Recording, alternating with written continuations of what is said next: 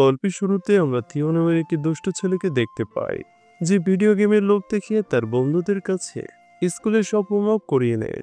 এর পাশাপাশি সে তার বাসাতে গিয়েও কখনো মেইন গেট দিয়ে প্রবেশ করে না, বরং সে পাইপের উপর দিয়ে উঠে তার রুমের ভিতরে প্রবেশ করে। একদিন থিও কলা খাওয়ার জন্য ছাদের উপরে যায়। সে কলা খেয়ে তার খোসাটা পিছনে ফেলে দেয়, কিন্তু রিক্ত উপায়ে সেখানে গিয়ে পোর্টাল খোলে, আর ওই কলার খোসাটা হাওয়ায় উধাও হয়ে যায়। থিও যখন খোসাটা নিচে পড়ে শব্দ পায় না, তখন সে পিছনে ঘুরে তাকায়, কিন্তু সেখানে খোসাটা ছিল না। তাই সে কনফিউজড হয়ে নিচে গিয়ে খোসাটা চেক করে দেখে সেখানে নেই।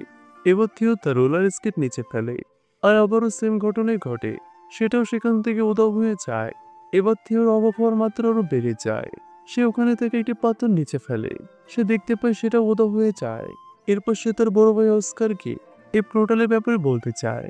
আমরা জানতে পারি তাদের মা বাবা ছিল না, তাই তারা তাদের দাদির কাছে থাকতো। যাই হোক, তখন অস্কার তার উপর খুব রেগেছিল, কারণ থিও তাদের মায়ের লেখা কিছু বইয়ের পৃষ্ঠে ছিঁড়ে কাগজের রকেট বানিয়েছিল।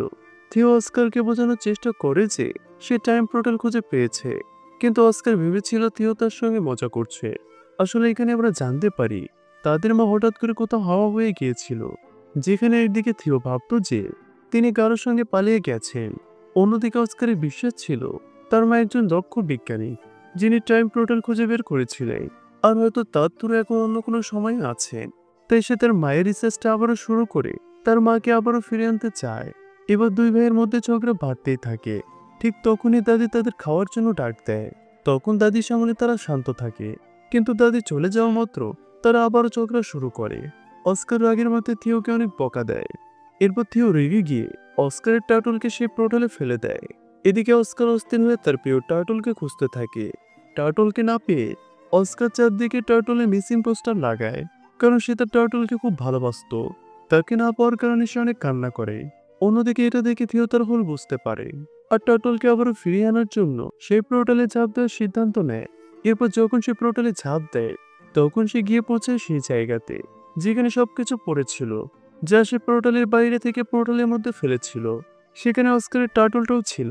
এরপর থিও টার্টলকে নিয়ে বাড়িতে ফিরে এবং তাকে আগের জায়গায় রেখে দেয়, আর তার বিছানায় গিয়ে চুপচাপ ঘুমিয়ে পড়ে।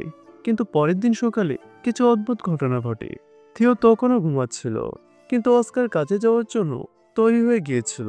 এখানে আমরা দেখতে পাই অস্কারের বয়স অনেক বেড়ে গিয়েছে। আসলে থিও ওই পোর্টালের সাহায্যে 1990 থেকে 2022 সালে চলে এসেছে। আমরা তখন জানতে পারি এখানে অস্কার একজন পদার্থবিজ্ঞানের প্রফেসর। কিছুক্ষণের মধ্যে অস্কার ডেভিড নামের এক লোকের দোকানে কিছু জিনিস কিনতে আসে। ঠিক তখনই সেখানে দোকানদারের মেয়ে এলিনাও সেখানে চলে আসে। এখানে আমরা জানতে পারি অস্কার আর এলিনা অনেক দিন ধরেই ভালো বন্ধু। এর পাশাপাশি অস্কার ছোটবেলা থেকে এলিনাকে পছন্দ করত, কিন্তু সে কখনোই কথাটি বলতে পারেনি। এখানে এলিনা বিবাহিত ছিল, কিন্তু তার ডিভোর্স হয়ে গিয়েছে, আর তার 2 সন্তানও রয়েছে। কিন্তু এরপর অস্কারের মনে এখনো তার প্রতি ভালোবাসা ছিল। এখানে আমরা এটাও জানতে পারি এলিনা অস্কার ইউনিভার্সিটির প্রফেসর। অন্যদিকে থিও ঘুম থেকে জেগে ওঠে, ঘরের মধ্যে অস্কারকে খুঁজতে থাকে। সে সেই টার্টলটা হাতে নিয়ে দাদির কাছে যায়। তখন সে দেখতে পায় দাদি অনেক বৃদ্ধ হয়ে গেছে, যার ফলে সে থিওকে চিনতে পারে না। ঠিক তখন সেখানে অস্কার চলে আসে, আর যখন সে থিওকে দেখে তখন সে অবাক হয়ে সেখানে অজ্ঞান হয়ে যায়। জ্ঞান ফেরার পর অস্কার জিজ্ঞেস করে, এ কি সত্যি তুমি থিও? অন্যদিকে অস্কারকে দেখে থিও কনফিউজ ছিল। সে অস্কারকে জিজ্ঞেস করে, তুমি কে, আর আমার নাম কিভাবে জানো? তখন অস্কার তাকে বলে, আমি তোমার বড় ভাই অস্কার। এটা শোনা মাত্র থিও অবাক হয়ে যায়, আর তাকে বলে, একদিনে তুমি এত বড় হয়ে গেছো, এটা কিভাবে সম্ভব?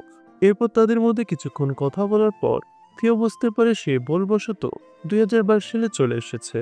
এরপর তাদের মধ্যে কথা হয় সেই প্রসঙ্গ নিয়ে, যখন অস্কার থিওর উপর রাগ করেছিল তার মায়ের নোট ছেড়ে ফেলার জন্য। এরপর থিও অস্কারকে তাদের মায়ের সেই লাল পোশাকটা দেখায়। এরপর সে চিন্তায় পড়ে যায়, আর তার ভাইকে বলে সে এখন 1992 সালে কিভাবে ফিরে যাবে, কারণ সে ভয় পাচ্ছিল যদি দেরি করে তাহলে তার দাদি তার উপর অনেক রেগে যাবে। এটা ভেবে সে দৌড়ে ছাদে চলে যায়, যাতে করে সে পোর্টালে লাফ দিয়ে আবারও তার বাসায় ফিরে যেতে পারে। কিন্তু সেখানে গিয়ে সে যখন একটা পাথর ফেলে, সেই পাথরটার গায়ে হয় না। এর মানে এটাই যে এই পোর্টালটা 2022 সালে এখানে বন্ধ হয়ে গিয়েছে। হলে থিও দুশ্চিন্তা করে যায়। সে বলে, পোর্টাল তো এখানেই ছিল, তাহলে গায়েব হলো কিভাবে? তখন এই ব্যাপারে অস্কার তাকে বুঝিয়ে দেয় যে টাইম ট্রাভেল এতটা সহজ নয়। যে পথ দিয়ে তুমি এখানে এসেছো তার মানে এই নয় যে সেই পোর্টাল দিয়ে আবারও তুমি সেখানে ফিরে যেতে পারবে। এরপর অস্কার ভাবে একটা নতুন পোর্টাল খুঁজে বের করতে হবে, যাতে করে 2022 সাল থেকে আবার 1992 সালে ফিরে যায়। এরপর এই বিষয়ে তথ্য সংগ্রহ করার জন্য অস্কার থিওকে নিয়ে তার সিনিয়র প্রফেসরের কাছে যায়। সে তখন বলে যে 2022 সালে বিজ্ঞান ও প্রযুক্তি অনেক উন্নত করেছে, কিন্তু টাইম পোর্টাল বলে কোনো জিনিস আছে এটা বিশ্বাস করা অসম্ভব। তখন প্রফেসরের কথা শুনে দুই ভাই সেখান থেকে ফিরে আসে। থিও আধুনিক পৃথিবী থেকে বেশ অবাক হয়ে যায়। সে অস্কারের ফোন দেখে জিজ্ঞেস করে এটা কি জিনিস। অস্কার বুঝিয়ে দেয় এটা হচ্ছে ফোন, যা পুরনো ফোনের থেকে অনেক বেশি আলাদা। এর পাশাপাশি এর কোনো তারও নেই যেগুলো পুরনো ফোনে থাকে। এগুলো শুনে থিও অনেকটা অবাক হয়ে যায়। তখন অস্কার থিওকে শান্ত করতে বলে এখন আমাদের পোর্টাল খোঁজার দিকে মনোযোগ দেওয়া উচিত, কারণ যেভাবেই হোক তোমাকে 1992 সালে ফিরে যেতে হবে। তখন থিও অস্কারকে বলে আমি মায়ের কাগজপত্রের মাঝে হাতে লেখা একটি লিস্ট পেয়েছিলাম। যখন আমি সেই রিচার্জের পাতাগুলো ছেড়ে রকেট বানাচ্ছিলাম, তখন মজা করার জন্য সেই লিস্ট আমি ডিকশনারির ভিতরে লুকিয়ে রেখেছিলাম। হয়তো তাতে কিছু তথ্য পাওয়া যেতে পারে। এরপর তারা দুজনেই দাদির কাছে সেই ডিকশনারি খোঁজ করে। তখন তাদের দাদি তাদেরকে বলে আমি সেই ডিকশনারিটা এলিনার বাবা ডেভিডকে দিয়ে দিয়েছিলাম। পরের দিন সকালে তারা ঘুম থেকে ওঠে, যেখানে অস্কার বলে আমি ডেভিডের সঙ্গে দেখা করতে যাচ্ছি। সে থিওকে বলে চুপচাপ বাড়িতে থাকবে, কোথাও যাবে না। কিন্তু অস্কার যাওয়ার সঙ্গে সঙ্গে থিও চুপচাপ বাড়ি থেকে বেরিয়ে যায়। এরপর সে একটা বড় মলে গিয়ে পৌঁছায়। সেখানকার গ্যাজেটগুলো দেখে থিও একেবারে অবাক হয়ে যায়। সেখানে তাকে একটি ডিভাইস ব্যবহার করতে গিয়ে ভুলে সেটা ভেঙে ফেলে। তারপর অস্কারকে সেখানে ডাকা হয় আর তাকে সব ক্ষতির টাকা দিতে হয়। অস্কার থিওকে কথা না শোনার জন্য বকাঝকা করে। এরপর তারা দুজন ডেভিডের ডিপার্টমেন্টাল স্টোরে যায়। সেখানে ওই ডিসকোনারি খুঁজে বের করার চেষ্টা করে। তখন ডেভিড তাদের বলে সে ডিসকোনারিটা বাড়িতে রেখে এসেছে। ঠিক তখনই সেখানে এলিনা চলে আসে। তখন এলিনাকে দেখে থিও অবাক হয়ে যায়। সে মনে মনে বলে এলিনা এত বড় হওয়ার পাশাপাশি এত সুন্দর হয়েছে কিভাবে। তখন এলিনা অস্কারকে জিজ্ঞেস করে এই বাচ্চাটা কে। তখন অস্কার এলিনাকে মিথ্যে বলে এটা আমার কাজিনের ছেলে, কারণ সে চায় না কোনোভাবে এলিনা এই বিষয়টা জানো। তারপর এলিনা তাদের দুজনকে তার বাড়িতে আমন্ত্রণ জানায়, যেখানে আমরা দেখতে পাই তার ছেলে আর মেয়ে ভিডিও গেম খেলতে ব্যস্ত। তখন থিও তাদের কাছে গিয়ে ভিডিও গেমগুলো দেখে ভীষণ মুগ্ধ হয়ে যায়। এরপর সে এলিনার ছেলে জেনের সঙ্গে খেলতে শুরু করে। অন্যদিকে অস্কার ডিকশনারির ভিতরে সে লিস্টে খুঁজে পায়। সে থিওকে বলে এখন বাড়ি ফেরার সময় হয়েছে। কিন্তু থিও ভিডিও গেম খেলতে এতটা মজা পাচ্ছিল যে সে সেখান থেকে উঠতে চাইছিল না। তখন এলিনা অস্কারকে বলে বাচ্চাটাকে একটু খেলতে দাও, খেলা শেষ হলে আমি নিজেই ওকে তোমাদের বাড়িতে পৌঁছে দেব। অন্যদিকে খেলার সময় এলিনার বাচ্চারা থিওকে নিয়ে মজা করতে শুরু করে, কারণ থিও এখানকার ভিডিও গেমগুলো একেবারে বুঝতে পারছিল না। এর পাশাপাশি ভিডিও গেম সম্পর্কে তার কোনো আইডিয়াই ছিল না। সে তাদের কাছ থেকে তখনকার বর্তমান সময় পর্যন্ত জেনে নেয়, যার ফলে বাচ্চারা তার মজা করতে শুরু করে। এরপর বাসায় ফিরে এসে থিও আর অস্কার তাদের কাছে লেগে পড়ে।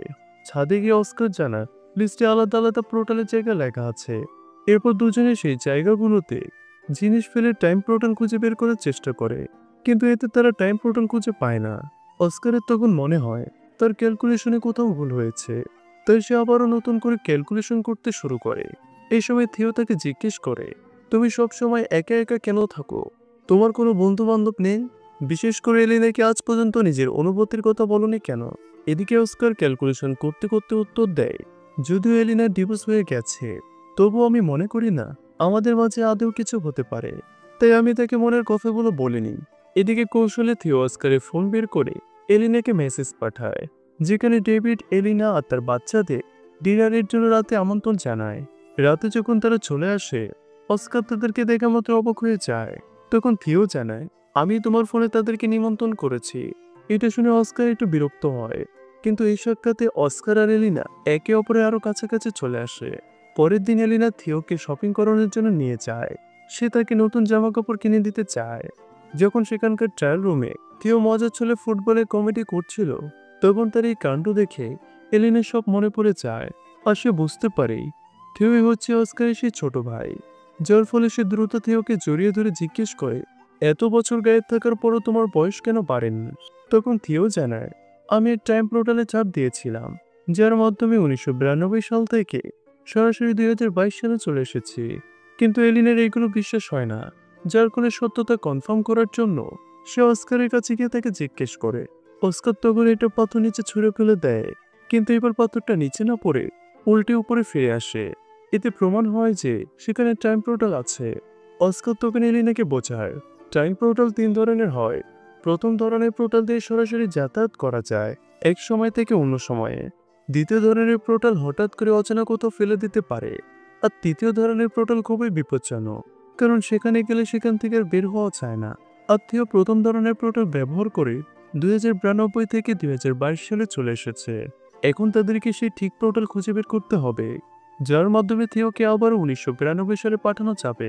এরপর তারা প্রতিদিন রিসার্চ করা শুরু করে। এদিকে এলিনা প্রতিদিন তাদের বাসায় রিসার্চের জন্য যায়। এতে করে অস্কারে অনেক ভালো লাগা শুরু করে। সে একা একা খুশিতে নাচতে থাকে। তারা দুজনে মিলে সঠিক পোর্টাল খুঁজতে শুরু করে।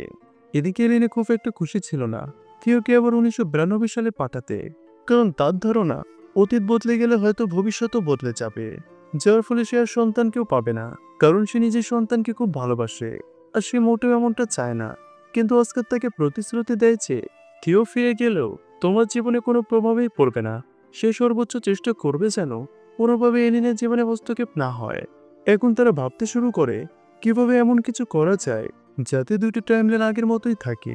তখন থিও মাথা কাটিয়ে মায়ের লেখা কোঅর্ডিনেটস ভাঙার জন্য এলিনের বাচ্চাদের সাহায্য নেয়, কারণ যদি তাদের সাহায্যে সে অতীতে চায় তাহলে এটা নিশ্চিত হবে যে ভবিষ্যতে তারা জন্ম নিবে, কারণ যদি তারা জন্ম না নেয় তাহলে থিও কখনোই অতীতে পৌঁছাতে পারবে না। এখন তিনজন মিলে ম্যাপ ব্যবহার করে একটি মাঝের রাস্তা খোঁজে, যা থিওর মধ্যে সেটি একটি টাইম পোর্টাল, আর এর সাহায্যে হয়তো সে 1992 ফিরে যেতে পারবে।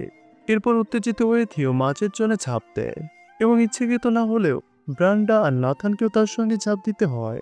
কিনারাতে পৌঁছানোর সঙ্গে সঙ্গে সবাই চমকে যায়, কারণ তারা যে শহরে এসেছে সেখানে চারপাশে এখন শুধু পাহাড় দেখা যাচ্ছিল। এ থেকে বোঝা যায় যে সেখানে শহর এখনো গড়ে ওঠেনি, মানে তারা অতীতে পৌঁছে গেছে। কিন্তু দুর্ভাগ্যবশত 1992 এর বদলে তারা আরো পিছিয়ে 1949-এ চলে এসেছে, যার ফলে তারা একটি অজানা জায়গায় আটকে পড়ে যায়। তারা তিনজনে বোঝার চেষ্টা করে তাদের সঙ্গে আসলে কি হয়েছে। তখন তারা বুঝতে পায় তারা অন্য ধরনের পোর্টাল ব্যবহার করেছিল, যা তাদের যে কোনো র্যান্ডম সময়ে পৌঁছে দিয়েছে। অন্যদিকে 2022-এ চিন্তিত এরিনা অস্কারকে ফোন করে জানায় থিও আর তার সন্তানদেরকে খুঁজে পাওয়া যাচ্ছে না। তখন অস্কার বলে সম্ভবত তারা 1992 সালের পোর্টালে চলে গেছে। এখন অস্কার ও এলিনাকেও তাদেরকে ফেরত আনার জন্য সেখানে যেতে হবে। এদিকে 1949-এ এসে তাদের কাছে কোনো টাকা ছিল না, এখানে তাদের ফোনও কাজ করছে না। তার উপর তারা তিনজনে ক্ষুধার্ত ও ক্লান্ত ছিল। তখন তারা একত্র একটি প্ল্যান তৈরি করে। তাদের কাছে যে গ্যাজেট আছে সেগুলো ব্যবহার করে একটি মাইন্ড রিডিং ম্যাজিক শো তৈরি করবে, আর এর তারা সেখানে টাকা কামাবে। এরপর নাথান একটু দূরে গিয়ে বসে, আর ব্রান্ডা দুই চোখে একটি কাপড় বাঁধে। এদিকে থিও একটি বোর্ডে নাম লিখে সামনে দাঁড়ায়। অন্যদিকে ওয়ারলেস ইয়ারফোন ব্যবহার করে নাথান নামটি ব্রান্ডাকে বলে। ব্রান্ডা তখন না দেখে নামটি বলে দেয়। এগুলো দেখে মনে থাকা দর্শকরা ভাবতে থাকে এটা হয়তো একটা জাদু যা এই শিশুরা করছে। এটা ভেবে দর্শকরা অনেক খুশি হয় আর জোরে জোরে তালি বাজাতে শুরু করে। এতে করে তাদের কাছে টাকা চলে আসে, কিন্তু শীঘ্রই পুলিশ তাদেরকে দেখে ফেলে আর তাদেরকে তাড়া করে, কারণ পাবলিক প্লেসে অনুমতি ছাড়া এমন কাজ করা নিষিদ্ধ। এদিকে তারা পুলিশকে আসতে দেখে দ্রুত সেখান থেকে পালিয়ে যায় আর একটি অন্য জায়গায় চলে আসে। কিন্তু ঠিক তখনই একটি অচেনা মানুষ তাদের তিনজনকে কিডন্যাপ করে একটি অন্য জায়গায় নিয়ে যায়, যার ফলে শিশুদের জীবন আগের থেকে আরো বিপদে পড়ে যায়। অন্যদিকে 2022 সালে অস্কার ও এলিনা পোর্টালের থ্রু 2092 সালে চলে আসে। এলিনা টাইম ট্রাভেলের থ্রু এমন জায়গায় আসতে পেরে অনেক বেশি খুশি হয়। তার কাছে সবকিছু স্বপ্নের মতো লাগছিল। তারা সব জায়গাতে দেখতে পায় 1992 সালে থিওর মিসিং পোস্টার সব জায়গাতে লাগানো ছিল। এদিকে 1949 সালে শিশুদের কিডন্যাপ করে সেই মানুষটি তাদের একটি গ্যাংয়ের কাছে নিয়ে যায়, যারা মূলত সরকারের বিরুদ্ধে কাজ করেন। তখন গ্যাংয়ের লিডার জিজ্ঞেস করে এই শিশুদের এখানে কেন এনেছো? সেই মানুষটি বলে এই শিশুরা গ্যাংয়ের সিক্রেট কোড জানে। তখন থিও বিভ্রান্ত হয়ে জিজ্ঞেস করে কোন সিক্রেট কোড? সেই মানুষটি বলে যেটি তুমি শহরে পুলিশের কাছ থেকে পালানোর জন্য বানিয়েছিলে, সেটাই ছিল আমাদের গ্যাংয়ের কোড। আসলে এই কোডটি থিওকে তার দাদি শিখিয়েছিল। ঠিক তখনই সেখানে গ্যাংয়ের একটি মেয়ে চলে আসে, আর সেই ছিল থিওর দাদি। থিও তার দাদিকে দেখা মাত্র চিনে ফেলে। আসলে তার দাদি একসময় গ্যাংয়ের সদস্য ছিলেন, আর এখান থেকে থিওর দাদি মূলত কোডটি শিখেছিলেন। থিও তখন কাউকে বলে না যে এটি হচ্ছে তার দাদি, কারণ এটি বললে সবাই তাকে পাগল বলতো। এরপর থিও সেই মেয়ের কাছে গিয়ে তাকে জড়িয়ে ধরে। আসলে এই গ্যাংস্টার সরকারি বিরুদ্ধে কাজ করলেও এরা মূলত মানুষের কল্যাণের জন্য কাজ করে, তাই তারা শিশুদের কোনো ক্ষতি করতে চায় না। এই কারণে তারা তিনজন আপাতত সেখানে নিরাপদ রয়েছে। অন্যদিকে 1992 সালে অস্কার ও এলিনা শিশুদের খুঁজতে অস্কারের বাড়িতে যায়, কিন্তু সেখানে কেউ ছিল না। ঠিক তখনই তারা কারো কান্না শুনতে পায়, ফলে দুজনেই কাপড়ের আড়ালে লুকিয়ে পড়ে। তখন তারা দেখতে পায় ছোট অস্কার, যে থিও হারানোর দুঃখে কাঁদছিল। এদিকে ভবিষ্যৎ থেকে আসা অস্কার এটি দেখে খুব দুঃখ পায়। অন্যদিকে 1949 সালে তিনজন শিশু সেই গ্যাংস্টারের জীবনধারার সাথে খাপ খেতে শুরু করে, কারণ তারা মনে করছিল যে পোর্টাল দিয়ে তারা এখানে এসেছে হয়তো তার মাধ্যমে তারা আর ফিরে যেতে পারবে না। পাশাপাশি থিওর দাদিও তাদের সঙ্গে ছিলেন, এই কারণে থিওর খাপ খাওয়ানো খুব কঠিন হচ্ছিল না। এরপর থিও সুযোগ পেয়ে তার দাদিকে বলে, আমাদের সঙ্গে একটি ছবি তুলে নাও। একই সঙ্গে সে বলে, এই ছবিটি সবসময় নিরাপদে রাখবে, যখন তুমি বুড়ি হয়ে যাবে তখনও ফ্রেমে লাগিয়ে রাখবে। এতে করে 1992 সালে দাদির ফটো ফ্রেমে হঠাৎ পরিবর্তন চলে আসে। তখন ফ্রেমের মধ্যে অস্কারের দাদির সঙ্গে থিও, ব্রান্ড আর নাতানকেও দেখা যায়। এদিকে থিও 1949 সালে এই ছবির পিছনে টাইম পোর্টালের কোঅর্ডিনেটস কোডটিও লিখে দেয়, যাতে করে 1992 যারা থাকবে তারা যেন এই ফ্রেম দেখে তাদেরকে দ্রুত খুঁজে বের করতে পারে। ঠিক তখনই আমরা দেখতে পাই অস্কার ও এলিনা এই ফ্রেমটি দেখে সবকিছু বুঝে যায়। তখন তারা সিদ্ধান্ত নেয় আবারও 2022 সালে ফিরে গিয়ে সঠিক পোর্টাল ব্যবহার করে 1949 সালে গিয়ে বাচ্চাদেরকে উদ্ধার করবে। এরপর তারা তাদের প্ল্যান মতো 2022 সালে আবারও ফিরে যায় এবং থিওর দেওয়া কোঅর্ডিনেটস ব্যবহার করে সে পোর্টালের থ্রু 1949 সালে পৌঁছে যায়। এদিকে থিও তার দাদিকে সবকিছু জানায় যে তার ভাই পোর্টালের থ্রু তাদেরকে নেওয়ার জন্য এখানে আসবে। এই জন্য আমরা দেখতে পাই গ্যাংয়ের দুই সদস্য আগে থেকে সে পোর্টালের সামনে দাঁড়িয়েছিল। ঠিক তখনই অস্কার এলিনাকে নিয়ে সেখানে চলে আসে। থিও তখন তাদেরকে দেখে চিনতে পায় আর দাদির গ্যাংকে বলে দেয় সে তার ভাই। এরপর এলিনা তার সন্তানদেরকে ভালো অবস্থায় দেখে অনেক বেশি খুশি হয়, কিন্তু থিও এখান থেকে ফিরে যেতে চায় না, কারণ তাকে এখন 1949 সালে থাকতে ভালো লাগছে। অস্কার এটা শুনে দুঃখ পায়। সে থিওকে বুঝিয়ে বলে, ঠিক আছে ভাই, আমরা দুজনে একে অপরের সঙ্গে অনেক লড়াই করেছি, কিন্তু এর মানে এই নয় যে আমরা একে অপরকে ভালোবাসি না। এরপর অস্কার আরো বলে, তোমার চলে যাওয়ার পর আমি তোমাকে অনেকবার মনে করে কান্না করেছি। তখনই সেখানে গ্যাংকের ওই মেয়েটি অর্থাৎ তাদের দাদি সেখানে চলে আসে। অস্কার তখন তাকে দেখে অবাক হয়ে যায়, কিন্তু এরপরও তাকে কিছু বলে না। এখন সবাইকে 2022-এ ফিরে যাওয়ার জন্য আবারও পোর্টাল খুঁজতে হবে। সেই জন্য গ্যাংকের একজন মানুষ তাদের গাড়িতে করে পৌঁছে দিবে। আর এই মানুষটি আর কেউ নয়, সে হচ্ছে অস্কার আর থিওর দাদা। এরপর শীঘ্রই তারা 2022 সালে ফিরে যাওয়ার পোর্টাল খুঁজে পায়। এরপর অস্কার থিওকে 2092 সালে পাঠানোর জন্য প্রস্তুতি নেয়, কারণ তারা আগে 2092 সালের পোর্টালটি খুঁজে পেয়েছিল। থিও তখনও ফিরে যেতে চায় না, কারণ 1992 সালে তার কাছে তেমন কেউ নেই। তার মা বাবাও তাকে ছেড়ে চলে গেছে, যার ফলে সে খুব একা থাকে। সে অস্কারকে বলে, আমি এখন তোমার সঙ্গে থাকতে চাই, কারণ তোমাকে দেখলে আমার একটু একটু বাবার কথা মনে পড়ে যায়। এটা শুনে অস্কার খুব ভালোভাবে থিওকে জড়িয়ে ধরে এবং তাকে বোঝায়, তোমাকে ছাড়া 1992 সালে অস্কারও খুব একা, তাকে থিওর সেখানে খুব প্রয়োজন। যদি তুমি সেখানে ভালোভাবে থাকো, আমি প্রতিশ্রুতি দিচ্ছি আমার ছোট ভার্সনও তোমাকে খুব ভালোবাসবে আর তোমার যত্ন নেবে। এরপর এটা শুনে থিও রাজি হয় আর 1992 সালে চলে যায়। এদিকে থিও ফিরে আসার ফলে ছোট অস্কার অনেক বেশি খুশি হয়ে যায়, পাশাপাশি তার দাদিও অনেক খুশি হয় আর তাকে জড়িয়ে ধরে। এরপর যখন তাকে জিজ্ঞেস করা হয় সে এত সময় কোথায় ছিল, তখন সে তার দাদিকে একটি মিথ্যা গল্প বলে তাকে একটি গ্যাং কিডন্যাপ করেছিল। থিও চলে যাওয়ার ফলে অস্কারও এখন একটু চিন্তিত আর বিভ্রান্ত। সে বিশ্বাস করতে শুরু করেছে হয়তো তাদের মা সত্যিই তাদেরকে ছেড়ে চলে গেছেন, যার ফলে হতাশ হয়ে সে মায়ের বইগুলো ছুঁড়ে ফেলতে শুরু করে। কিন্তু থিও এসে অস্কারকে তার টাইম ট্রাভেলের পুরো গল্প বলে। পাশাপাশি সে অস্কারকে 2022 সালের ফোনও দেখায়। তখন অস্কার পুরোপুরি বিশ্বাস না করলেও ফোনটি দেখে সে থিওর কথা অস্বীকার করতেও পারে না। তাই দুই ভাই তখন সিদ্ধান্ত নেয় যে তারা কখনো টাইম পোর্টাল ব্যবহার করবে না এবং বর্তমান সময়ে খুশিভাবে থাকবে। এরপর সিন চেঞ্জ হয়ে আমরা 2022 সালে দুই ভাইকে একসাথে দেখতে পাই। যখনই ঘড়ির ঘন্টা বেজে ওঠে, থিও অস্কারের সঙ্গে মজা করে বলে, হয়তো তোমার গার্লফ্রেন্ড চলে এসেছে, তাই এখন অন্তত নিজের মনের কথাটা বলবে, কারণ তার ডিভোর্স হয়ে গেছে। আমরা জানতে পাই থিও ইচ্ছাকৃতভাবে আগে অস্কারকে এইসব কিছু বলেনি, কারণ সে যদি এমন করত তাহলে এলিনার সন্তান কখনো জন্ম নিত না, ফলে এলিনার জীবন পুরোপুরি বদলে যেত। যেহেতু তার ভাই এলিনাকে প্রতিশ্রুতি দিয়েছে, তাই সে এমনটা করেনি। কিন্তু এখন পুরোপুরি ঠিক সময় এসেছে, এলিনার সন্তানরাও জন্ম নিয়েছে এবং তার ডিভোর্স হয়ে গেছে। এরপর অস্কার যখন দরজা খোলে সে সামনে এলিনাকে দেখতে পায়, আর এখানে হয়তো তাদের জীবনে একটি নতুন মোড় নিয়ে যেতে পারে। এরপর সিন চেঞ্জ হয়ে আমরা একটি পুরনো সময়কে দেখতে পাই, যেখানে একটি পোর্টাল ওপেন হয় আর তার ধরে একটি মেয়ে সেখানে চলে আসে। আসলে এই জায়গাটি খুব পুরনো ছিল এবং এখানকার মানুষজন বিজ্ঞান সম্পর্কে তেমন কিছু জানে না। আর আমরা এটাও জানতে পারি সে মেয়েটি আর অন্য কেউ না, সে হচ্ছে থিও অস্কারের মা। এরপর দেখানো হয় সে যেহেতু একজন বিজ্ঞানী, তাই সে সেখানকার মানুষজনকে বিজ্ঞান সম্পর্কে শেখাতে শুরু করে, যাতে করে তারা ভবিষ্যতে অনেক বেশি পরিবর্তন আনতে পারে। আর এভাবে এই গল্পটি এখানে শেষ হয়ে যায়। তো বন্ধুরা, কেমন লাগলো আজকের এক্সপ্লেনেশন কমেন্ট করে জানাতে পারেন। ভালো লাগলে অবশ্যই একটা লাইক করে দিবেন, আর চ্যানেলে নতুন হলে সাবস্ক্রাইব করে পাশেই থাকবেন। দেখা হবে পরে প্রো মুভিতে, ততক্ষণ অবধি ভালো থাকবেন।